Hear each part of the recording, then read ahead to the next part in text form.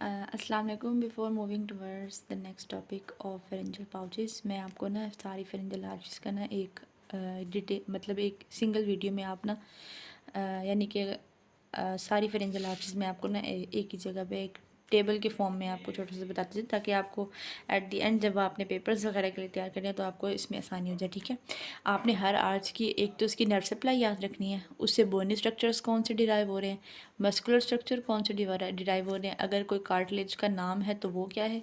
ठीक है, उसके अलावा अदर कंपोनेंट्स जिसमें हमारे पास लिगामेंट्स वगैरह आ जाते हैं, वो किस तरह से डिराइव हो रही है। ठीक है, फर्स्ट फेरेंजियल आर्च की हमने बात की थी कि इसके हमारे पास दो कंपोनेंट्स होते हैं। ठीक है, तो ये हमारे पास मैक्सिलरी और मैंडिबुलर और ऑप्थेल्मिक, यानी कि ये ऑन द होल हम बात कर लेते हैं कि ट्राइजेमिनल फिफ्थ क्रेनियल नर्व जो है ना वो नर्व सप्लाई है ऑफ फर्स्ट फेरेंजियल आर्च, जिसको हम मैंडिबुलर आर्च कहते हैं। सेकंड को हम हायोइड आर्च कहते हैं। ठीक है, फेशियल नर्व है इसकी सप्लाई। ठीक है, उसके बाद हमने इसमें बोनी स्ट्रक्चर्स हमने इसमें देखे थे कि मैक्सिलरी से हमारे पास मैक्सिला, प्री मैक्सिला, ज़ैगोमेटिक बोन और मेलिस और इंकस बन रहे थे, और जबकि जो मैंडिबुलर पार्ट था फर्स्ट आर्च का उससे हमारे पास बननी थी मैंडिबल। ठीक है, मसल्स हमने इसमें देखे थे, मसल्स ऑफ मैस्टिकेशन पढ़े थे हमने हमने इनर ईयर का मसल पढ़ा था टेंसर टिम्पनाई। ठीक है, और डाइगेस्ट्रिक की एंटीरियर बेली।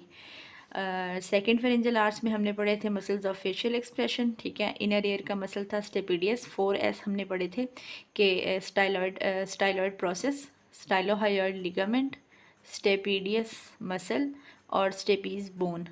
ठीक है, और दूसरा इसमें यह था कि हायोइड आर्च हमने इसको क्यों कहा था कि इससे हमारे पास बनी थी हायोइड बोन। ठीक है, हायोइड बोन का जो मेन बेसिक फ्रेमवर्क है ना वो इससे बना था, जिसमें हमने बात की थी अपर पार्ट और लेसर हॉर्न। ठीक है, ग्रेटर हॉर्न और लोअर पार्ट जो है वो हमारे पास थर्ड आर्च से बन जाएगा हायोइड बोन का।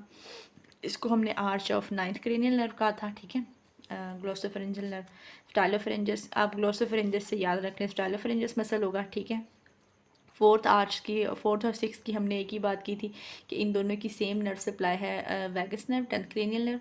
तो वैगस नर्व की ही एक ब्रांच जो है वो सुपीरियर लेरेंजल फोर्थ आर्च को सप्लाई करेगी, और इसी की एक ब्रांच रिकरेंट लेरेंजल सिक्स्थ आर्च को सप्लाई करेगी। ठीक है, तो ये इनके डेरिवेटिव्स हैं हमने कि इंट्रिंसिक मसल्स ऑफ लैरिंक्स को हमारे पास सारे जो है वो हमारे पास सिक्स्थ आर्च से डिराइव होते हैं, एक्सेप्ट क्रिकोथायरॉइड जो कि हमारे पास डिराइव होता है सुपीरियर लेरेंजल से।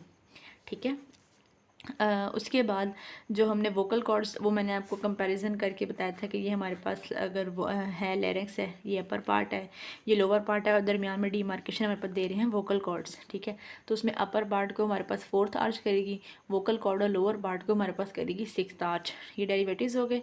ठीक है, और ये मैं लेरेंजल कार्टिलेजेस पढ़ी थी कि वो भी हमारे पास फोर्थ आर्च से डिराइव होती हैं, उसकी 5 हमने कार्टिलेजेस पढ़ी थी। ठीक है, तो this is an overview about the all pharyngeal arches, so that you can conclude them all together. Hope it helps. Subscribe to my channel. Thank you.